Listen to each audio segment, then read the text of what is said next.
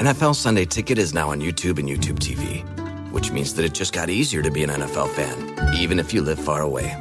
Like maybe you like the Bears, but you're hibernating in Panthers territory. But with NFL Sunday Ticket, your out-of-market team is never more than a short distance away. Specifically, the distance from you to your remote control. NFL Sunday Ticket, now on YouTube and YouTube TV. Go to youtube.com/presale to get $50 off. Terms and embargoes apply. Offer ends 9/19. No refund. Subscription auto renews.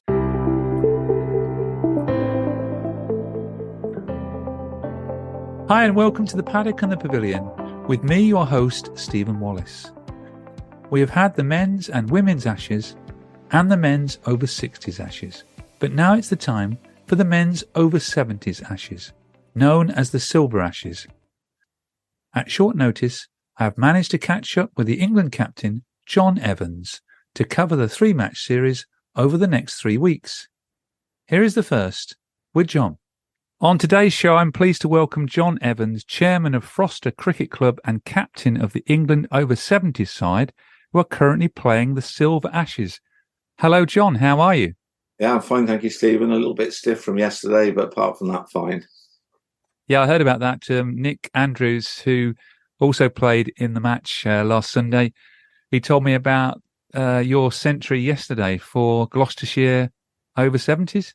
Yeah, that's right. Yeah, we were playing Essex in the quarter-final, and it was very pleasing to help get us through to the semi-final, yeah. Well, that's all good news. Firstly, before we go into detail, congratulations on England's win last Sunday by 54 runs in the opening ODI, a century for you, and you featured in the Daily Telegraph on Tuesday, the 8th of August. Yeah, it was an amazing day all round, really. If you'd have told me on the Saturday when there was a monsoon in Colchester that would happen, I would not have believed you. The groundsman at Colchester did an amazing job, and the team played really well. And as you said, I was lucky enough to get some runs, and we got our first win. So all good. Well, you must have felt like a cricketing star when you picked the paper up on Tuesday morning. Yeah, it was a bit of a shock. Shield had contacted me. Shield Berry, who wrote the article, and he needed some photos. And the guy Mark Wallace, who did the photos on the game, very kindly said he could use his photos, and so it made a really nice article, really, and quite a lot of photos of the guys playing in the game as well, which was great, particularly online more than in the paper. Oh, we're getting very modern there, saying online. I thought the over 70s would be reading the newspaper. Yeah, well, there were quite a bit of that as well. Now, you're the captain of the England over 70s team. How long have you been captain? Well, in the ODIs, that was my first one. I did captain quite a lot out in Australia. Even in some of the ODIs, I took over because our previous skipper, Chris Swadkins, actually wasn't that well out there, and he struggled a little bit. He did manage to play in all the ODIs, but a couple of times he felt a little bit unwell. So, I had quite a bit of experience. I managed managed to captain most of the state games for Chris, and then had to step in a couple of times in the ODIs, but. This was my first full game, yeah. It must be a great honour to captain your country. Yeah, I said to the guys before we did a little team talk, I said it was my proudest moment, and I also said how proud I was to lead that bunch of blokes out, because the selection process was so difficult. We honestly had to leave some really good over 70s cricketers out because of the depth in the squad. We were picking from 30 really good players, and it's been quite difficult, and we've had to sort of ring a couple of fellas who haven't quite made it. And because we'd won in Australia, we had a very tight-knit squad out there, but because there were some very good new ones became available through the aging process, we have sort of strengthened. I think the Australians strengthened as well, but I think we've strengthened even more. How had preparations gone ahead of the match? Were you like Brendan McCullum and Ben Stokes playing golf, or did you do some match practice? Actually, on the day, do you mean, or No, before, in the Yeah, before the we match. had one get together because you've got people from Lancashire and one side down to down south, and myself and a guy from Somerset on one side down to Essex and Kent across the other. So we had a get together at Warwick University and a meal afterwards, and a bit of team bonding, and that was useful, really. Yeah. That must be part of the rollers captain with all these people all around the country. Yeah, it's we keep in touch with emails, etc., and obviously at our age we have to check on fitness, and because that can change from day to day. But it's been good. We are a good squad, and it was very enjoyable. They were a very easy bunch to captain on Sunday. You mentioned the tour. You went to Australia in the winter, and England won the Silver Ashes 2-1, coming back from 1-0 down. Yeah, we were a little bit undercooked and struggling with the heat when we first went. Fortunately, we managed to win 3 close state games, which sort of bonded us together. But we were going, it was -6 when we left England, and we went to Mooloolaba, where we were based, and played in North Queensland, and the temperature was 30 plus degrees and humid. And we had to wear helmets out there to start with. That was the rules. I've never really worn a helmet, only about 6 times in my career. And even walking out to bat, the sweat would be dripping in your eyes. It was tough. And it wasn't until later where the climatic conditions eased a little bit, shall we say, that we got on top of the Aussies. And we did win the second and third ODIs fairly comfortably. Let's talk about the match last Sunday at Castle Park, Colchester. And we've got help at hand from Nick Andrews from Cambs Hunts, who I spoke to earlier. Were you confident before the game that you could beat the Aussies? Yeah, I was confident, but not complacent. I said to the guys, if you play like you've played in the selection process, I think we'll be too strong for them. And on that day, it did prove to be the case. You've always got to avoid complacency, and you never quite know what the opposition are going to do in response. But it proved to be the case. I lost the toss, and I'd actually spoken before, because I thought there might be a fair chance of that happening. That it shouldn't matter what happens. We should still be confident that we were going to win, whether we were batting first or bowling first. And fortunately, we managed to get enough runs to. Because I think the wicket did ease a little bit for them. It dried out and the outfield dried out a bit. But, we bowled very well too and fielded very well. You're being too modest about yourself. We'll come on to that in a few minutes. But you made a decent start, 35 for the first wicket. Yeah. And Andy Peters from Surrey has had a hell of a record this season and deserved selection. And Ian Corns is a bit of a local legend from Lancashire, but I know him from his Oxfordshire days, and I know how dangerous he can be. And they started off well before Cornsey then got quite a good ball and a good slip catch. But we were going fairly well at 4 and over even then, so that was a good start. And you came in at 3 and had some good partnerships with Andrew Peters, Simon Sargent and Nick Andrews. Yeah. It was lucky. Andrew Peters was really good. I was obviously a little bit nervous because the last time I played against the Aussies, I got a golden duck in Melbourne. So I was determined to get a run, and I got a little inside edge, short fine leg, and Andy called me for a single. I was really grateful to him, and that sort of got me going, really. Did they remind you about that golden duck then when you came in? No, they talked about it afterwards, particularly the bloke who bowled me the long hop that I managed to top edge to fine leg, and he wasn't selected, and he was having a chuckle saying that perhaps he'll be selected next game, so we'll see. But I was grateful too for the partnerships with Simon Sargent and Nick Andrews, particularly the Nick one. We really did push on, and I've always got on really well with Nick, so it was an enjoyable partnership. Yeah, you added 69 for the 7th wicket with Nick. Nick scoring 33 off 30 balls, and let's hear what Nick had to say about your innings. Okay. Well, what can you say, John? Played excellent knock. Never looked like getting out. Batted all the way through. We had one or two little wobbles, but a really good knock. I can't believe what John must be feeling, because I know when we were speaking the night before, he said that it's probably the highlight of his sort of career, captaining in England, and then going out there and scoring an unbeaten ton and leading his side to the first win of the series. Can't believe how chuffed he must be, and clearly he's in ridiculously good form, because he scored another big 100 yesterday. Unbelievable stuff, but fully deserved, and such a good player.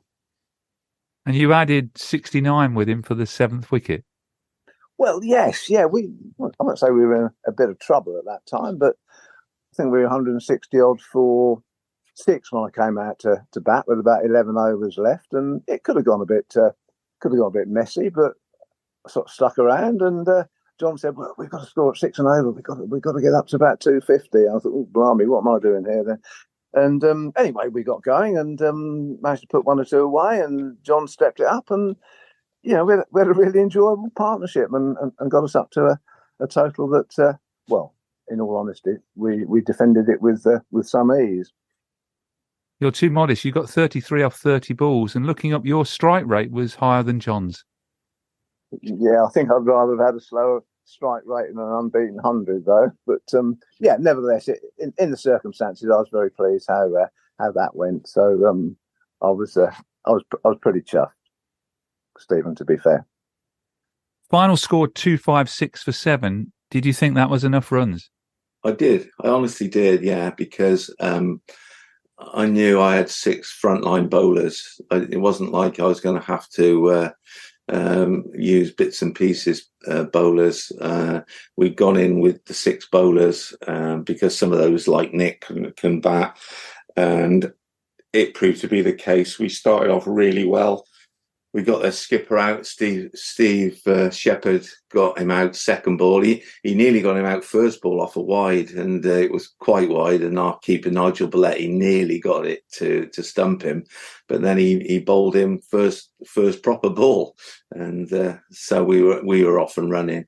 And then Steve and Tim Smith, one of our newer players, bowled a really tight spell to start with, at 2 and over for quite a few overs. So they were well behind the clock pretty much from the start, really. Yeah, Steve Shepherd 2 for 39 and Mike Kenyon 2 for 36. Yeah, Mike would have been with us in Australia, but he's got a fear of flying. He probably won't mind me saying that. We did try and persuade him to come, but he made the most of his play, and he bowled beautifully, actually. He is a quality bowler. He's still featuring in Yorkshire over 6's first team. And the Australian bowling attack included Colin Cook, who'd played for Queensland in state cricket. Yeah. I don't know how quick he would have been in those days, but apparently he was very accurate then, and he still is very accurate now. You can't take any liberties with Colin. He's one you've got to watch. So a good standard of cricket, though, played. Yeah. I think when people turn up to watch over 70s, they're not quite sure what they're going to see. But I think Tom Wood, the captain's also played A-grade cricket. I think there's no ex-first class players in our squad. I don't think they tend to carry on once their careers are over. Probably too many bits falling off. But we ex-club players have kept it going, and that's quite pleasing, really, that we're still getting some good quality. And I think people turn up and watch and are quite surprised about the standard. Yeah, and I know Tim Smith played a lot of games for Cambridgeshire in minor county cricket and against first class counties in the NatWest Trophy. Yeah, it doesn't surprise me at all. He is a special talent, Tim. Yeah, he's still actually opening the bowling for Essex over 50s. despite being 20 years down the line. So that's how good he is. Well, we need to go back to Nick Andrews just to find out his thoughts on Sunday's win. Okay. Nick, as well as getting 33, bowled 5 overs for 27. But let's hear from Nick. Nick, what were your thoughts on the win in the first one-day international against the Aussies? Well, what can you say, Stephen? I mean, to be in a winning England side, playing Australia, I guess at any level is an absolutely sort of fantastic achievement. Especially when we arrived on Saturday afternoon, the weather was atrocious. The ground was underwater, and we were speculating that quite possibly we'd struggle to get a game in, or at best it might be a limited overs thrash. So when we woke up on Sunday morning and got to the ground and saw the state that it was in and the hard work that the groundsman had done, and he assured us that we'd be able to start on time. I mean, that was a real bonus indeed. And of course, the game itself, bit of a dream, really. Skip lost the toss, but there's no change there. And I don't know, it sounds a bit disrespectful, but I think we sort of out-batted them, out-bowled them, and outfielded them on the day. And the result, a 54-run win, was fully deserved, really. I know it sounds a little bit boastful, but that's how it was, Stephen. It was good to be back in England colours.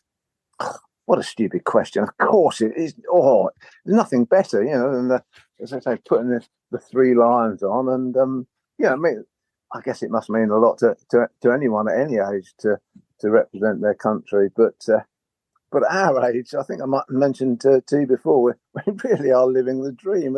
At our age, we've no right to be experiencing the sporting highlights of our career. Well, I am anyway. I can't speak for everybody else. But absolutely amazing.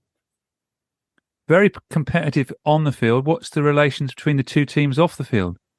Excellent. Out in Australia, we try and sit mixed up at dinner, and we present awards to their player of the day, and they do vice versa.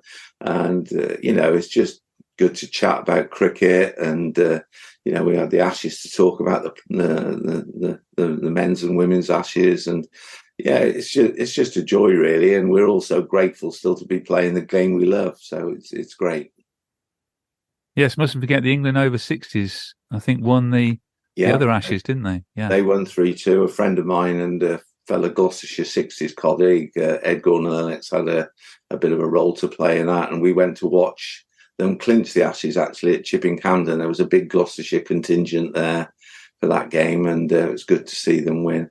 And interestingly, Sky did a report on it the following day before the test, and I think Nasser Hussain got teased by Mark Butcher that there is now a Hussain who's won the Ashes.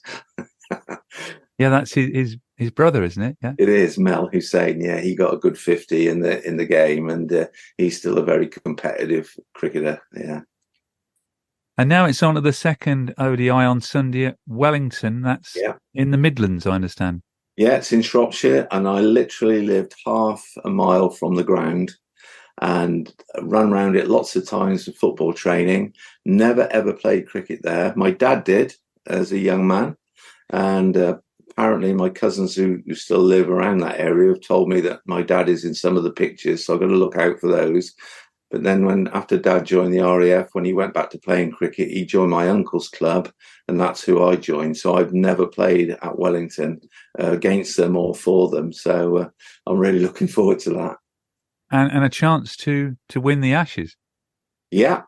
Or retain the Ashes. Yeah, definitely. We'll be going all systems blazing for that. But I'm sure the Aussies will have a plan. A couple of their later batsmen came in and batted pretty effectively and much more quickly. So we'll have to be ready for that. Yeah. And the weather must be set fair for this weekend. It's a bit showery forecast, but we may be okay. Hopefully. I don't think there's massive big rains, but there could be some showers about. And any team changes, or are you selecting the same team? It's the same squad. We've got an injury concern over one player who I won't mention, but it is the same squad for this one. Yeah. And you've kindly agreed to do this for the other two ODIs for the Paddock and the Pavilion. Yeah, no problem at all. Hopefully we'll get an Australian point of view next week as well. Yeah, I'll have a word with one of the guys who I've got on really well with, and we had a little chuckle. He bowled me out I got a few runs in Sydney, and he bowled me a really good Yorker. So I was pretty amazed when I went out to bat, and he's keeping wicket. I said, Murray, you're a bit of an all-rounder, aren't you? Because he also got a sort of pretty quick 20 at the end. So he would be a pretty good one. I know he's played over 60s, and Nick would know Murray as well. So he'll be the one I try and hook you up with. We did have MS Dhoni taking the pads off before in a test match and bowling. Yeah. I did wonder whether Murray might do that, but he didn't. Our final Ashes review will see the return of our regular guest, Roland Butcher. The former England Test player is also open to questions about the men's Ashes, so feel free to send in your questions to me via social media or by emailing the Paddock and the Pavilion at gmail.com. Let's hear from you all around the world. Well, special thanks for Nick Andrews, who also joined us on today's podcast. And thanks, of course, to you, John, and good luck for the game on Sunday. Yeah, cheers, Stephen. It's a pleasure. Sports Social Podcast Network. It's time to get your checking account to zero with free checking from PenFed. That's zero ATM fees, zero balance requirements, and zero time spent waiting for your paycheck to direct deposit because you can receive it up to 2 days early. Open your account with just $25 and see how big zero can be. Apply online today at PenFed.org/free checking. Early direct deposit eligibility may vary between pay periods and timing of payers' funding. To receive any advertised product, you must become a member of PenFed, insured by NCUA.